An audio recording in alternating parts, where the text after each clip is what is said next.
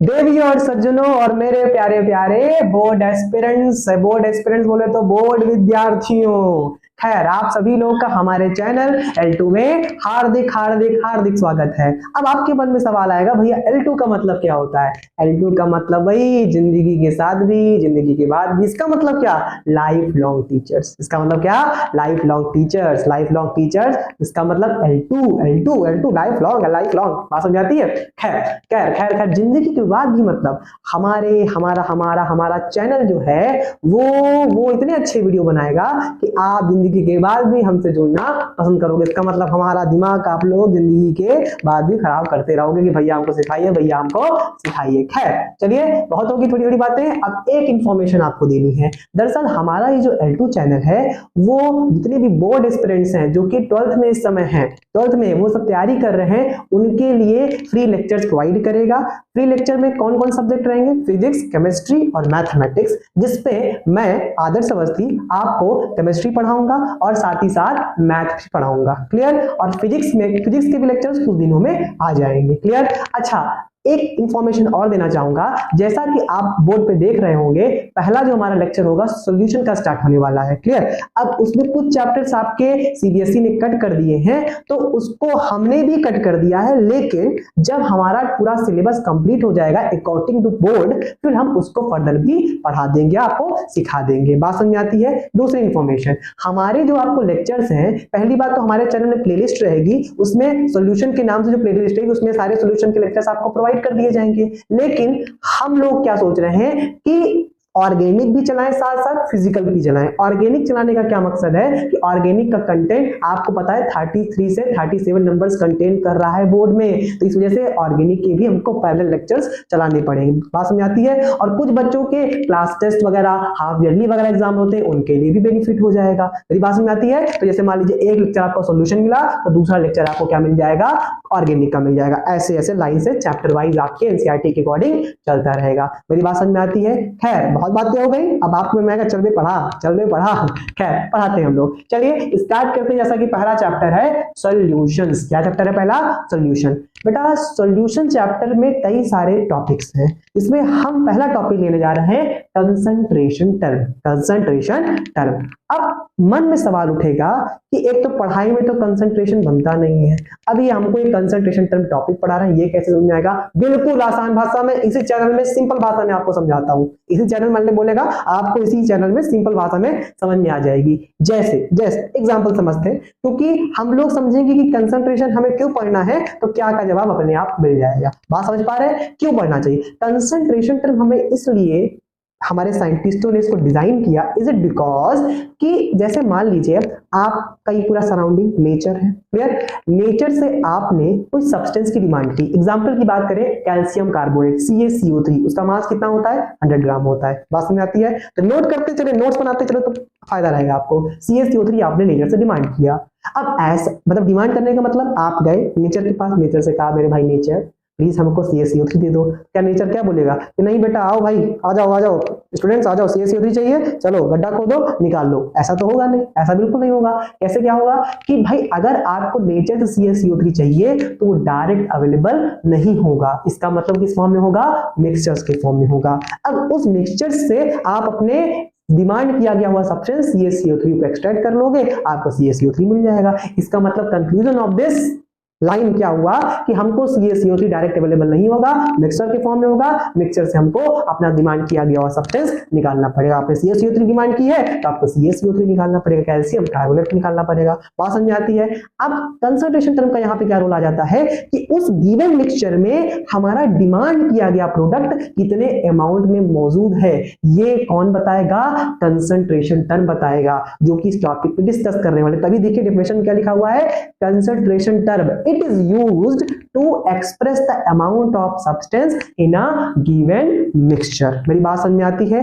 अब एक वर्ड आपके सामने दिक्कत कर रहा होगा, दैट इज मिक्सचर। क्या है? मिक्सचर। क्लास 9th में आपने मैटर इन आवर सराउंडिंग में सीखा होगा मिक्सचर, क्लासिफिकेशन ऑफ मैटर में सीखा होगा, फिजिकल केमिकल, फिजिकल में सॉलिड लिक्विड गैस, केमिकल में आपने प्योर इम्प्योर को क्या कहा था? मिक्सचर कहा था रे। क्लियर? बात समझ में आती? याद आ गया होगा 9th की चीजें। अब किसी को नहीं आती कोई बात नहीं, सिखाया जा रहा है। मिक्सचर। मिक्सचर का मतलब क्या होता है? मिक्सचर का मतलब होता है, मिक्सचर होता है, वो तो होता ही है बे। मिक्सचर का मतलब क्या होता है? Minimum two component, minimum two component मतलब दो कंपोनेंट्स को मिलाओगे, दो कंपोनेंट्स को मिलाओगे आपको क्या मिल जाएगा मेरे भाई? मिक्सचर मिल जाएगा। क्या मिल जाएगा? मिक्सचर मिल जाएगा। क्या बात क्लियर होती है कि नहीं? अब समझना, वहां पर आपने क्लास 9 में फर्दर और क्लासिफिकेशन किया था मिक्सचर के दो पार्ट। एक पार्ट किया था आपने हेट्रोजेनस मिक्सचर और हेटेरोजेनस और दूसरा क्या डिसाइड किया था आपने? डिफाइन किया था होमोजेनस। जहां पे होमो का मतलब क्या होता है मेरे भाई? Uniform composition. क्या मतलब होता है? Uniform composition. और हेट्रो का क्या मतलब होता है? Non uniform composition, non uniform composition.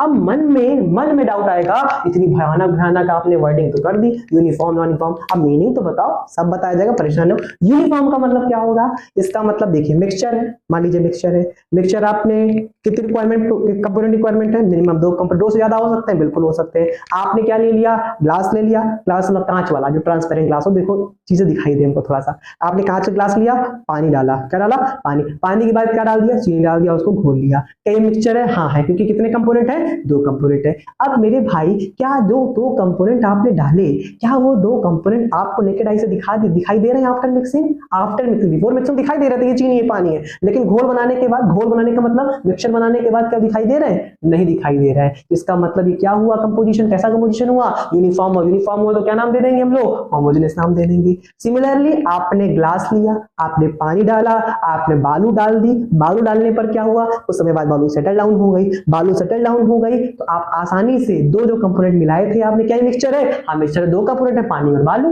बात क्लियर? कौन सा ये मिक्सचर है मेरे भाई? कौन सा मिक्सचर है? आपने देखा कि दो कंपोनेंट को आप अपनी नेकेड आई से क्या सेपरेट कर पा रहे हो? हाँ सेपरेट कर पा रहे हैं। तो मतलब कंपोजिशन कैसा हुआ? Non uniform. और कौन सा मिक्सचर हो गया?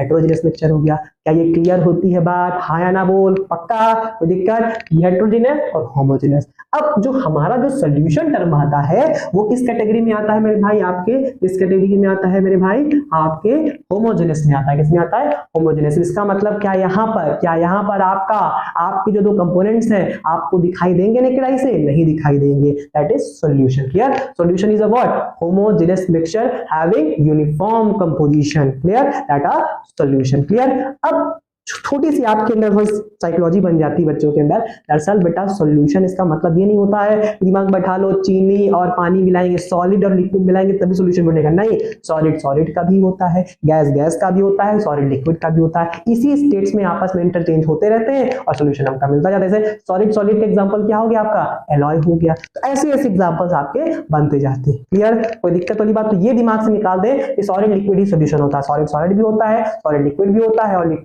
लिक्विड भी होता है, गैस भी होता है। तो सेवरल सॉल्यूशन आपके एग्जिस्ट करते हैं इन सेवरल स्टेट, आपस में इंटरचेंजिंग चलती रहती है। मेरी बात समझ में आती है? आगे बढ़ते हैं। सॉल्यूशन किसकी बात कर रहे हैं? सॉल्यूशन। अब सॉल्यूशन को फर्दर और क्लासिफाई किया गया in the basis of components. In the basis of components. अभी आपने एक बात कहा कि दो कंपोनेंट्स तो होने ही होने, मतलब किसी को सॉल्यूशन कितना बोलेंगे जब तक आपको दो कंपोनेंट्स उसमें ना हो। क्लियर? हाँ, दो कंपोनेंट्स कैसे होने चाहिए? यूनिफॉर्मली डिस्ट्रीब्यूटेड होने चाहिए। यूनिफॉर्मली डिस्ट्रीब्यूटेड होंगे तभी आप नेकेड आई से उसको सेपरेट नहीं कर पाएंगे। नेक्स्ट आता है आपका, क्या थ्री कंपोनेंट हो सकते हैं? बिल्कुल हो सकते हैं मेरे भाई, क्योंकि यहाँ वर्ड यूज किया मैंने मिनिमम। क्या यूज किया है? मिन नहीं, मिनिमम। शॉर्ट में लिखा जाता है क्या ये? मिनिमम। थ्री कंपोनेंट भी पॉसिबल है। क्या मेरे भाई फोर कंपोनेंट पॉसिबल है? हाँ मेरे भाई, फोर कंपोनेंट्स भी पॉसिबल है। अगर टू कंपोनेंट्स हैं तो उसको कौन सा सॉल्यूशन बोलते हैं? बाइनरी सॉल्यूशन बोलते हैं। क्या बोलते हैं? बाइनरी सॉल्यूशन को शॉर्ट फॉर्म में ऐसे लिख देते हैं हम लोग। बोर्ड्स में मत लिखिएगा, बोर्ड्स में फुल लिखिएगा, क्योंकि एग्जामिनर को वहां पर ऐसा समझिए कुछ नहीं आता है, हम उसको पूरा प्रॉपर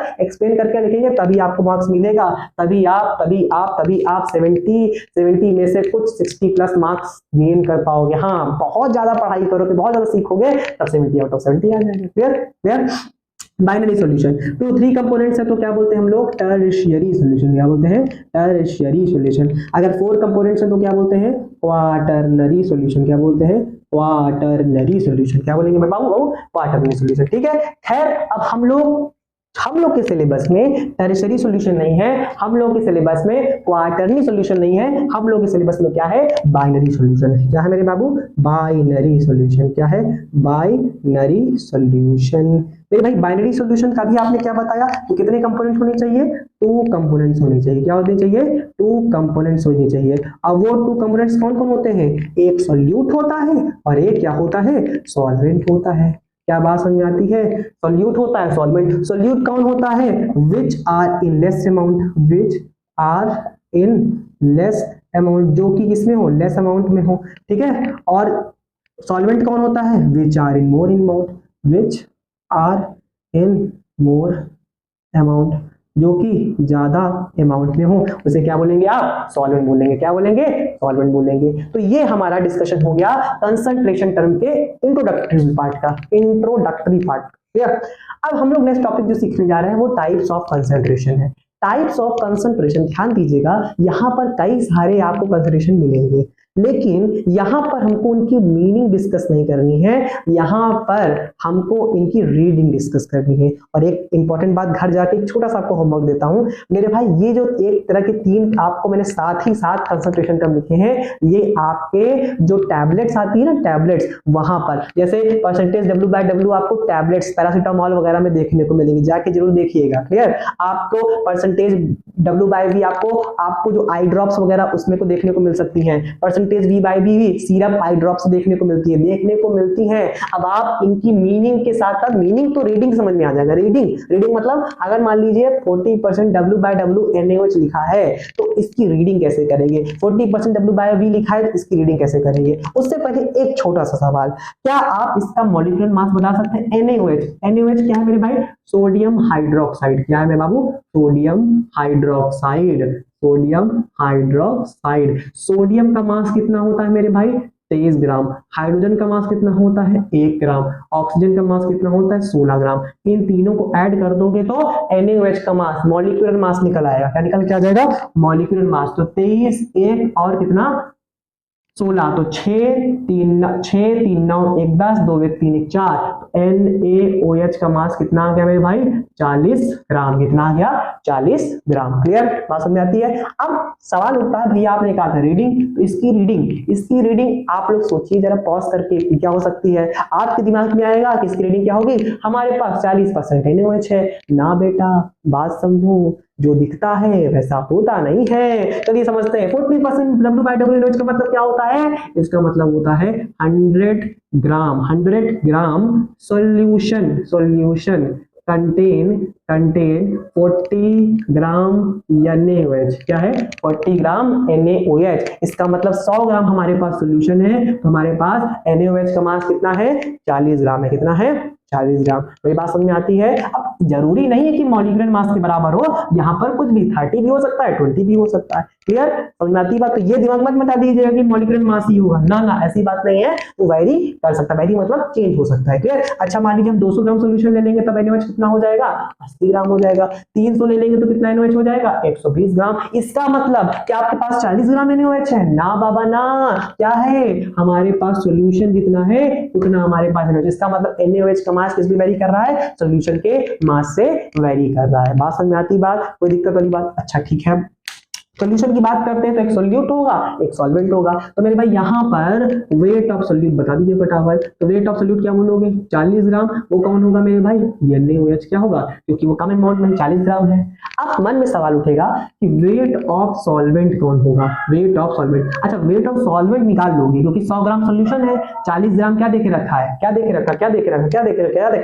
रखा है, सॉल्यूट। हाँ एक बात और, अगर आप दिमाग लगाना चाहो तो सॉल्यूट प्लस सॉल्वेंट क्या होता है, सॉल्यूशन। क्या बनता है आपका, सॉल्यूशन। ये आपको थोड़ा सा बेसिक आइडिया होना चाहिए। सेम काम यहां पर आप कर सकते हैं मेरे भाई। वेट ऑफ सॉल्यूट 40 ग्राम है तो weight of solvent 100 gram solution में क्या होगा, 100 ग्राम माइनस 40 ग्राम। इसका मतलब कितना हो जाएगा, 60 ग्राम। अब मन में आएगा कि भैया सॉल्यूट तो NaOH हो गया, लेकिन ये 60 ग्राम का है रे। तो मैं बतावत हूं तुमका, बताता हूं, समझे, बतावत हूं तुमका। मैं जो कौशाम्बी भाई बहन जो देख रहे हैं उनकी थोड़ी लैंग्वेज है, ठीक है।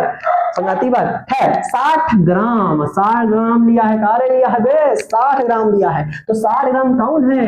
60 ग्राम बाय डिफॉल्ट हम कहाँ मानते हैं रे? जल मानते हैं रे। क्या मानते हैं? जल। जल जल ही जीवन है। हमें कैसे पता चलेगा? तो जब जब सॉल्वेंट ना तुझको समझ में आए तो तुझको पानी याद आए। क्या याद आए? और कुछ नहीं। कौन याद आए? पानी याद आए। मेरी बात समझ आती है? अब अगला अगला हमारा क्या है? Percentage W/V। ऐसे से मजा मजा में पढ़ते रहेंगे तो चीजें क्लियर होती जाएंगी। जहां पे सीरियस होने वाली बात है वहां सीरियस होना पड़ेगा बाबू, ध्यान दीजिएगा। Percentage W/V NaOH। Clear? NaOH का मास कितना होता है फिर से बोलिए? 40 ग्राम। ये बात क्लियर हो गई। इसकी रीडिंग क्या होगी? इसकी रीडिंग क्या होगी? इसकी रीडिंग ये होगी कि 100 ml सॉल्यूशन कंटेन 40 ग्राम NaOH। इसका मतलब हमारे पास 100 ml सॉल्यूशन है, NaOH कितना होगा उसमें? 40 ग्राम। अब मन में सवाल उठेगा कि भैया 100 लिया यहाँ पर भी, 100 लिया यहाँ पर, इसका क्यों 100 ले रहे हैं? 10 क्यों नहीं ले रहे हैं? 5 क्यों नहीं ले रहे हैं? बेटा यहाँ पे परसेंटेज है। परसेंटेज जो होता है वो होता है विथ रिस्पेक्ट टू 100। क्या होता है बे? With respect to 100। तेरा परसेंटेज कैसे आता है?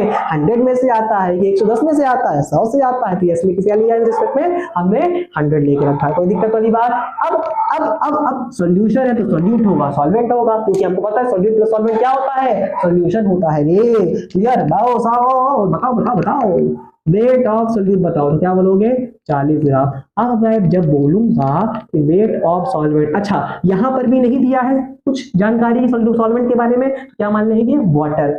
भैया सवाल में बोर्ड्स में एक बार ऐसा भी हुआ कि वहां पर एक्वस सॉल्यूशन दे देता है। क्या देता है? सॉल्यूशन गिवन है तो बाय डिफॉल्ट आप वाटर मान लेंगे। अगर सवाल में एक्वस दिया है और आपको हिंट मिल गई, एक्वस का मतलब क्या होता है? पानी के साथ सॉल्यूशन, पानी के साथ विद वाटर, तो ऑब्वियसली वाला सॉल्वेंट क्या हो जाएगा उस जगह? वाटर। नहीं दिया है तो भी मान लेंगे जल, तो भी जल ही जीवन है। क्लियर? समझ आती है? अब वेट ऑफ सॉल्वेंट, तो बहुत बच्चे होंगे भैया 100 में से 40 माइनस कर दीजिए। ना बेटा ना, ध्यान दीजिए, थोड़ा समझिए। ये मास था, ये भी मास था। ग्राम कैसे पता? ग्राम ग्राम। तो कैसा रिलेशन था ये? मास बाय मास रिलेशन था। कैसा रिलेशन था? मास बाय मास। अब ये क्या है? वॉल्यूम और ये मास। तो कैसा हो गया? मास by volume relation, mass by volume relation. Clear? कोई दिक्कत वाली बात? ये पहले क्यों नहीं बताया? क्योंकि फील आनी चाहिए, अंदर से फील आएगी तो हमको दोबारा याद नहीं करना पड़ेगा। याद नहीं करना पड़ेगा तो हमारा समय बच जाएगा, और वो समय कहाँ जाएगा? फिजिक्स और मैथ में चला जाएगा। क्लियर? तो केमिस्ट्री एकदम इसी तरह पढ़ाऊंगा कि याद आपको हो जाएगा। क्लियर? वेट ऑफ सॉल्वेंट की बात करेंगे तो 100 40 मत कर दे, क्योंकि वॉल्यूम है, ये मास है, कभी भी आप हटा नहीं सकते, क्योंकि यूनिट डिफरेंट है। ml है वो ग्राम है। तो क्या होना चाहिए सॉल्वेंट के लिए? सॉल्वेंट के लिए अगर वॉल्यूम ऑफ सॉल्यूशन दिया है तो डेंसिटी गिवन होनी चाहिए। क्या गिवन होनी चाहिए? Density of solution. मान लीजिए मैंने लेट कर दिया, लेट डेंसिटी ऑफ सॉल्यूशन कितनी है? 1.1 ग्राम पर ml है। तब क्या करेंगे? तो मेरे भाई आपको पता है डेंसिटी ऑफ सॉल्यूशन क्या होता है? Mass of solution upon volume of solution. तो मेरे भाई वॉल्यूम आपको गिवन है तो मास ऑफ सॉल्यूशन कितना निकल के आ जाएगा? 110 ग्राम। इतने बड़े हो गए हैं तो क्वेश्चन कर लेंगे। मेरी बात में आती है? तो मास ऑफ सॉल्यूशन निकल के आया, मास ऑफ सॉल्यूट दिया है। अच्छा मास बोलिए या वेट बोलिए, कोई दिक्कत वाली बात नहीं है। इन केमिस्ट्री ओनली कितना हो जाएगा? 110 ग्राम माइनस 40 ग्राम, कितना हो जाएगा मेरे भाई? 70 ग्राम। कोई दिक्कत वाली बात, कोई परेशानी? इसका मतलब मास बाय वॉल्यूम कहां गया? मास बाय वॉल्यूम रिलेशन से अगर मास बाय मास की तरफ जाना है तो आपको डेंसिटी गिवन होनी चाहिए। क्लियर? अब आगे बढ़ते हैं। मास परसेंटेज V/V क्या होता है? ये कैसा रिलेशन होता है? डिफाइन करो, आसानी से बता दोगे ना। वॉल्यूम बाय वॉल्यूम रिलेशन है। कैसा रिलेशन है? Volume by volume. यहां पर इसकी रीडिंग कैसे होगी मेरे भाई? इसकी रीडिंग ऐसे होगी, इसकी रीडिंग होगी 100 ml। क्या होगी? 100 ml। एयर है, सॉल्यूशन की जगह एयर यूज किया, तो हम लोग एयर यूज कर लेंगे। सॉल्यूशन भी दे सकता था, सॉल्यूशन भी आप लिख सकते थे। 100 ml एयर कंटेन क्या? 40 ml O2। 40 ml O2। अब कुछ देर के लिए आप फील करिए, हवा में सिर्फ ऑक्सीजन है और सिर्फ नाइट्रोजन है, और सिर्फ ऑक्सीजन और सिर्फ नाइट्रोजन। इसका मतलब क्या होता है कि 40 ml आपका ऑक्सीजन हो गया, वॉल्यूम ऑफ O2 40 ml हो गया, और 100 ml हमने एयर ली है, तो वॉल्यूम ऑफ N2 कितना हो जाएगा? 100 माइनस 40 दैट इज 60 ml। आपका क्या हो जाएगा? आपका वॉल्यूम ऑफ N2 हो जाएगा। क्लियर? तो हमने यहाँ पर 3 कंसंट्रेशन टर्म डिफाइन की है। क्लियर? अब जल्दी से कुछ बच्चे स्क्रीनशॉट लेना चाहते हैं, मैं सबको टाइम देता हूं। क्लियर? स्क्रीनशॉट वालों स्क्रीनशॉट ले लो फटाक से। खैर आप लोगों ने ले लिया होगा, चलिए इसको फटाक से रफ करते हैं और अगले टॉपिक की ओर मूव करते हैं हम लोग। जल्दी जल्दी।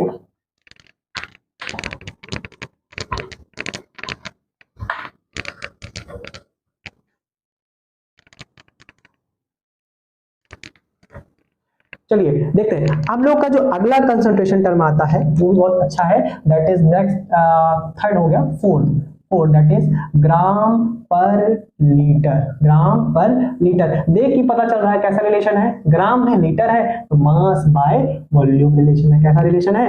मास बाय वॉल्यूम रिलेशन। क्लियर? अच्छा इसमें कैसे रीडिंग होती है, जैसे आपके सामने आ जाएगा 40 ग्राम पर लीटर। ये पर है, पर क्या है ये?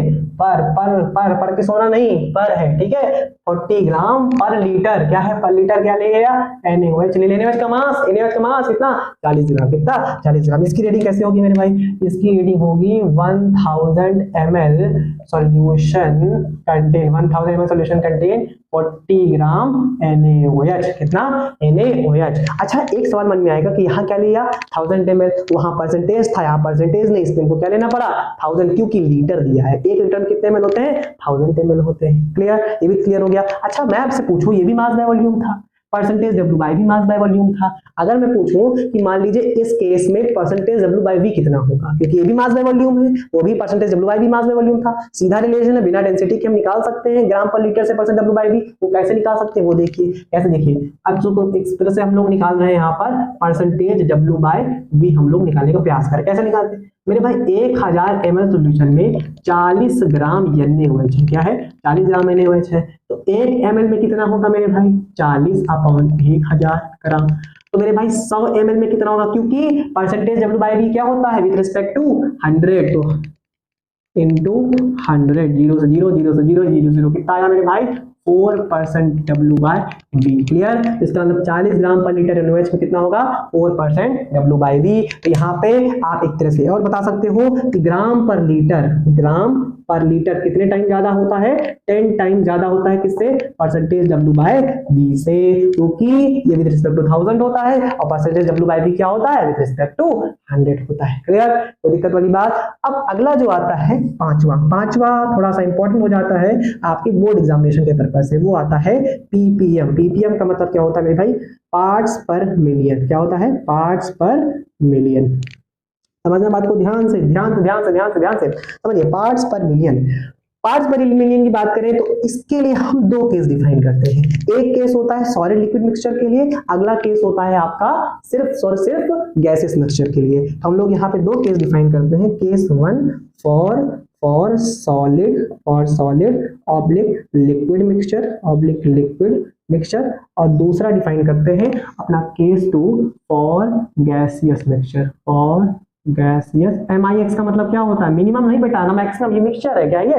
मिक्सचर है। हम लोग ऐसे लिख सकते हैं मिक्सचर को, R भी लिख सकते हैं हम लोग, ये R भी लिख सकते हैं। कई सारे नोटेशंस हैं, आप उसका यूज कर सकते हैं। क्लियर?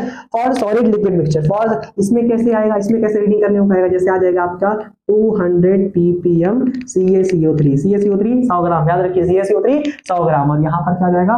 200 ppm CO2। ठीक है? गैस की बात करते हैं। अगर गैसेस मिक्सचर तो ऑब्वियसली बात है, अगर मैं स्टेट नहीं लिखूं तो भी, लेकिन आप बोर्ड है तो स्टेट मेंशन हर जगह मैं करूंगा। यहाँ पर भी इसकी बात करूंगा, सॉलिड की बात करूँ। हाँ रीडिंग मेन है इसकी।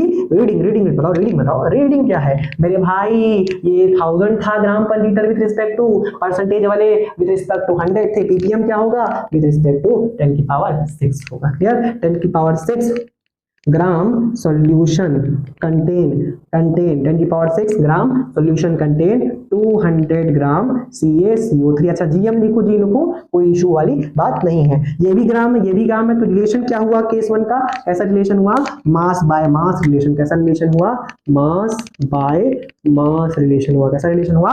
मास बाय मास रिलेशन हुआ। क्लियर? समझ में आई बात? अच्छा एक सवाल आपके लिए, ये है mass by mass relation PPM case 1, और परसेंटेज W बाय W, वो भी क्या है? Mass by mass relation. तो आपको बताना है कि PPM percentage W by W से कितना ज्यादा है। वीडियो को पॉज करेंगे, कमेंट सेक्शन में जवाब देंगे, फिर आगे बढ़ाएंगे। मैं आपको बता देता हूं आंसर 10 की पावर 4 टाइम्स। 10 की पावर 4 टाइम्स आप वेरीफाई खुद कर लेंगे।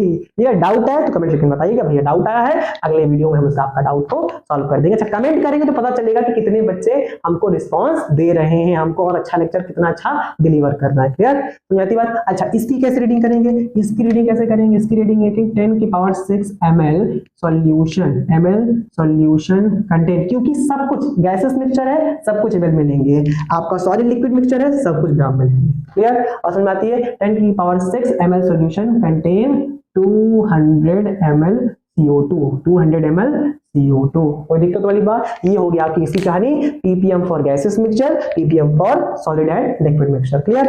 अगला जो आता है मेरे भाई, अगला छठवां बहुत इंपॉर्टेंट है, दैट इज मोलैरिटी। क्या आता है, मोलैरिटी। क्या आता है, मोलैरिटी। ध्यान देने वाली बात है कि मोलैरिटी हम लोग डिफाइन करने जा रहे हैं।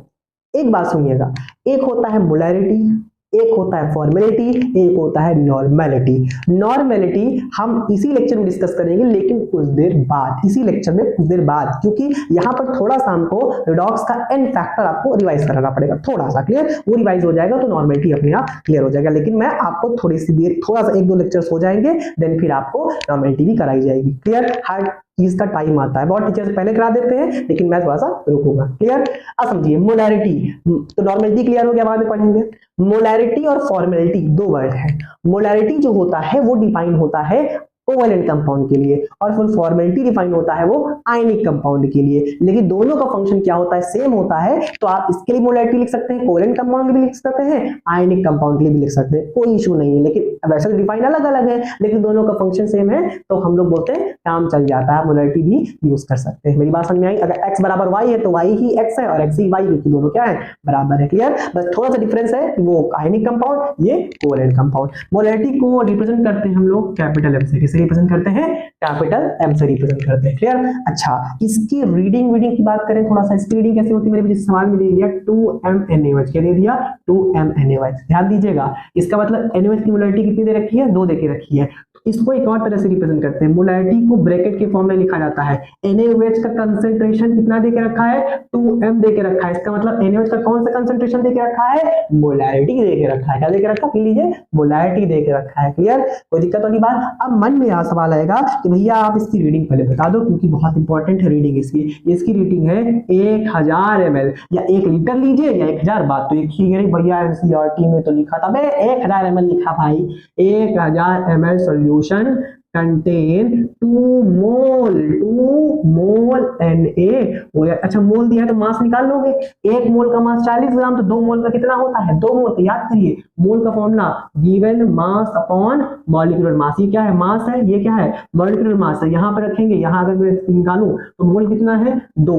हमको W निकालना है, मॉलिक्यूलर मास कितना होता है 40, तो W इक्वल टू कितना आ जाएगा 80 ग्राम। कितना आ जाएगा 80 ग्राम। तो वेट ऑफ NaOH कितना आ जाएगा मेरे भाई, 80 ग्राम। 80 ग्राम ये है, सॉल्यूशन किसमें है, ml में है। तो इसका मतलब मोलैरिटी कैसा रिलेशन हुआ, मोलैरिटी कैसा रिलेशन हुआ, मोलैरिटी कैसा रिलेशन हुआ मेरे भाई, मास बाय वॉल्यूम रिलेशन हुआ। कैसा रिलेशन हुआ, मास बाय वॉल्यूम रिलेशन हुआ। कोई दिक्कत वाली बात, कोई परेशानी वाली बात। हाँ मोलैरिटी का फॉर्मूला होता है, मोलैरिटी इक्वल टू क्या होता है, number of moles upon volume. अगर लीटर में है तो कोई दिक्कत नहीं है, लेकिन एक और फॉर्मूला होता है मोलैरिटी का, number of moles upon VmL में दिया है, इनटू क्या करना करेगा आपको 1000। अब एक मन में बच्चा डाउट क्या पूछता है, सर नंबर ऑफ मोल्स के का मानेंगे। अब एक के का नंबर ऑफ मोल्स किसका, अबे सोल्यूट का मोल्स। यहाँ पर सोल्यूट के तो मोल्स गिवन है, तो नंबर ऑफ मोल्स किसके रखोगे, सोल्यूट के रखोगे। क्लियर, पहली चीज तो ये 2 फॉर्मूले आपको दिमाग में रखने हैं मोलैरिटी के। अगर आपके ml में दिया है,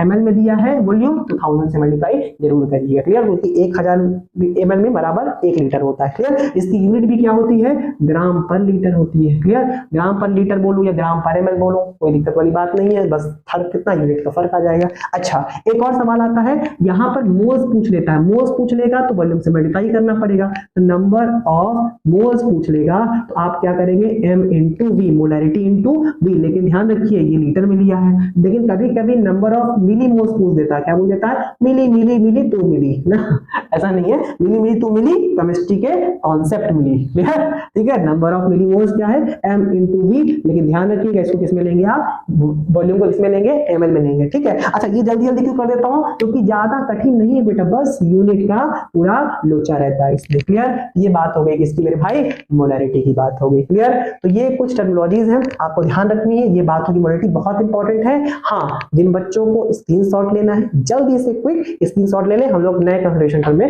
बढ़ेंगे आगे। चलिए हालांकि सब लोग ले लिए होंगे, आगे बढ़ते हैं हम लोग, मूव करते हैं फटाफट।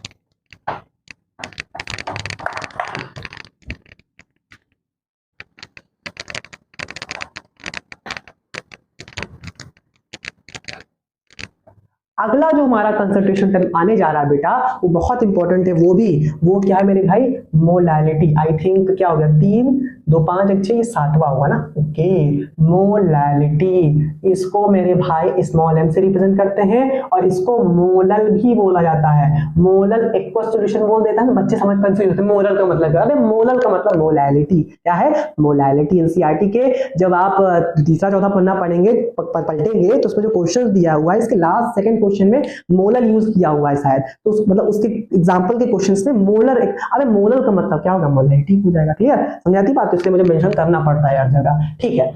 अब मोलैलिटी की बात आती है तो इसको कैसे रीड करते हैं मेरे भाई, इसमें एक एग्जांपल ले लेते हैं, 2mNaOH। देखिए रीड करते चले जा रहे हैं, मीनिंग आता जा रहा है, रीड करते जा रहे हैं, मीनिंग आता, इसको कैसे रीड करते हैं मेरे भाई, मेरे भाई मेरे भाई 1000 ग्राम सॉल्वेंट, बहुत हो गया सॉल्यूशन, अब किसका ला जाएगा, सॉल्वेंट का ला जाएगा, सॉल्वेंट है सॉल्यूशन नहीं है, घटती यही होती है। और हर बार बोर्ड इसी के बारे में बोलता है, मोलैलिटी के बारे में बोल देता है, तो आप फंस जाते हैं, आपको सवाल गलत करा देता है। तो इसलिए कंसंट्रेशन पढ़ रहे हैं तो कंसंट्रेशन पढ़ाइए। 1000 ग्राम सॉल्वेंट कंटेन्स, 1000 ग्राम में सॉल्वेंट कंटेन्स क्या क्या क्या, 2 मोल NaOH, 2 मोल NaOH। NaOH का मास कितना होता है, 40 ग्राम। याद कर लीजिए, कंठस्थ कर लीजिए एकदम, आज ये तो ये रहेगा या तो हम रहेंगे, हमको याद होना चाहिए। कोई 4 बजे उठाए, भाई भाई भाई NaOH का मास, अबे क्या यार 40 ग्राम होता, जा भाई सोने दे, ऐसा रिस्पॉन्स होना चाहिए। इस तरह पढ़ाई सीखेंगे हम लोग, ठीक है।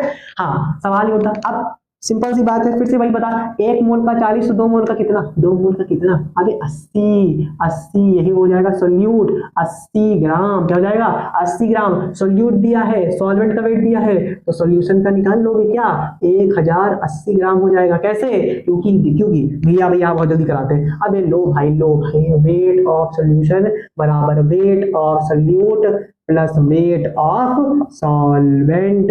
सॉल्यूट का वेट कितना होता है मेरे भाई, 80 ग्राम दिया, ये देखो सॉल्यूट का दिया, सॉल्वेंट का दिया है कितना, 1000 ग्राम दिया है, टोटल कितना हो गया 1080 ग्राम। अब मन में सवाल आएगा भैया वॉल्यूम कैसे निकालेंगे, तो वॉल्यूम के लिए क्या देना हो, क्या गिवन होना चाहिए, डेंसिटी गिवन होना चाहिए, तुम्हारी वॉल्यूम आ जाएगी, क्लियर। तो दिक्कत वाली बात, तो यहाँ पर हम लोगों ने मोलैलिटी को भी सीख लिया, लेकिन मोलैलिटी का भी एक फॉर्मूला होता है, क्या होता है, small m is equal to number of moles. अब गधों की तरह पूछना नंबर ऑफ मोल्स किसके, अब सॉल्यूट के, यार वही तो गिवन है मेरे भाई, बाकी तो ये ग्राम में गिवन है ना। नंबर ऑफ मोल मास अगर केजी में है तो कोई दिक्कत नहीं, किसका मास मेरे भाई, किसका मास, सॉल्वेंट का मास, ये जरूर लिखिएगा स्टार बना के, सॉल्वेंट का मास, क्लियर। अच्छा लेकिन मान लीजिए molality number of moles upon m solvent gram में दिया है, इनटू क्या करना पड़ेगा आपको, 1000 करना पड़ेगा, क्लियर।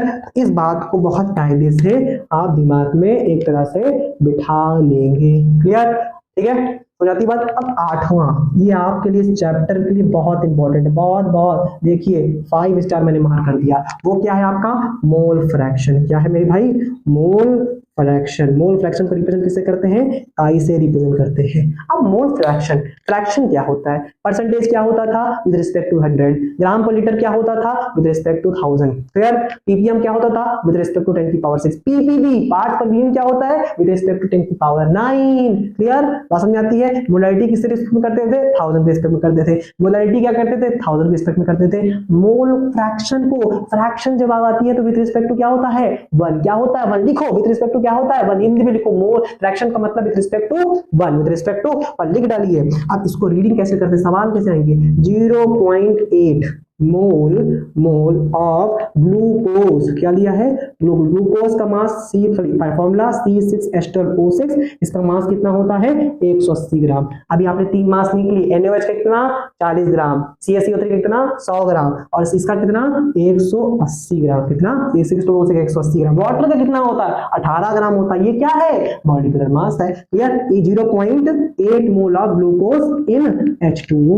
इसका रीडिंग कैसे करेंगे, इसका रीडिंग कैसे करेंगे, अभी तक आप विथ रिस्पेक्ट टू 1000 लेंगे लेकिन फ्रैक्शन क्या लेंगे 1 मोल लेंगे, क्या लेंगे 1 मोल। मोल की बात हो रही है, फ्रैक्शन है 1 मोल लेंगे। क्लियर, 1 मोल क्या सॉल्यूशन कंटेन 0.8 मोल ऑफ क्या C6H12O6, इसका मास कितना होता है 180 ग्राम। तो मेरे भाई मोल ऑफ सोल्यूट कितना दे के रखा है 0.8 दे के रखा है। तो मेरे भाई मोल ऑफ सॉल्यूशन क्या हो जाएगा, mole of solute plus mole of solvent हो जाएगा। क्लियर, मोल ऑफ सोल्यूट की बात करें तो कितना दे, सॉल्यूशन कितना दे के रखा है 1, सोल्यूट कितना दे के रखा है 0.8, एन आपको सॉल्वेंट क्या दे के रखा है जल दिखा रहा है जल H2O। तो NH2O कितना आ जाएगा मेरे भाई 1 माइनस 0.8 कितना आ जाएगा 0.2 मोल आ जाएगा। इसका आ जाएगा किसका आ जाएगा वाटर का आ जाएगा। क्या आप मास निकाल सकते हैं, बिल्कुल निकाल सकते हैं मेरे भाई, ध्यान रखिएगा मास आप निकालिएगा।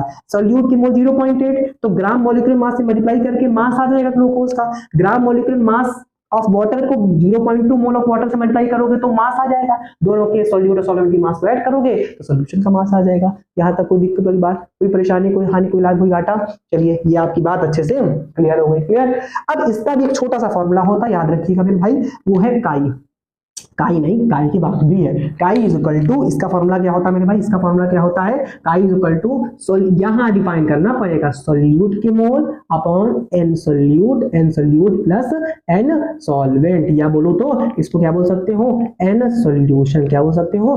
अच्छा यहां क्यों मेंशन किया, जबकि यहां पर तो आपने मेंशन ही नहीं किया, क्योंकि यहाँ पे मोल्स NaOH की है, लेकिन यहाँ पर सोल्यूट के भी मोल्स है, सॉल्वेंट की मोल्स में दिक्कत आ जाएगी, तो इसलिए हमको यहाँ पर मेंशन करना पड़ता है। तो यहाँ पर ये हमारा डिस्कशन किसका हो गया, मोल फ्रैक्शन का। क्लियर है मेरी बात, कोई दिक्कत वाली बात, कोई परेशानी वाली बात। चलिए स्क्रीनशॉट वालों जल्दी से क्या ले लो मेरे भाई, स्क्रीनशॉट ले लो। क्लियर, चलिए खैर स्क्रीनशॉट ले लिया होगा। तो आज हम लोग ने कंसंट्रेशन टर्म डिस्कस कर लिया। अब इसके सवाल आपको प्लेलिस्ट में जो नेक्स्ट वीडियो होगा उसमें आपको देखेगा, फिर हम लोग अगले टॉपिक की ओर मूव करेंगे, देन फिर हम लोग नए क्वेश्चंस उस टॉपिक के करेंगे। तो ऐसे थ्योरी क्वेश्चन चलता जाएगा। और हाँ, नॉर्मेलिटी की बात करूं तो वो कुछ दिनों बाद वो भी आपको देखने को मिल जाएगा, क्योंकि मुझे पता है बोर्ड वालों ध्यान से सुनो, मुझे पता है 11th आपने थोड़ी सी गड़बड़ी की है, लेकिन परेशान मत होइए, प्रॉपर चीजें सिखाई जाएगी। 11th की भी चीजें जहां जरूरत पड़ेगी वहां सिखाई जाएगी। क्लियर, और हाँ ज्यादा से ज्यादा लाइक और सब्सक्राइब करें और हमारे चैनल को शेयर करें। चलिए टाटा बाय बाय। और हाँ, like and subscribe of my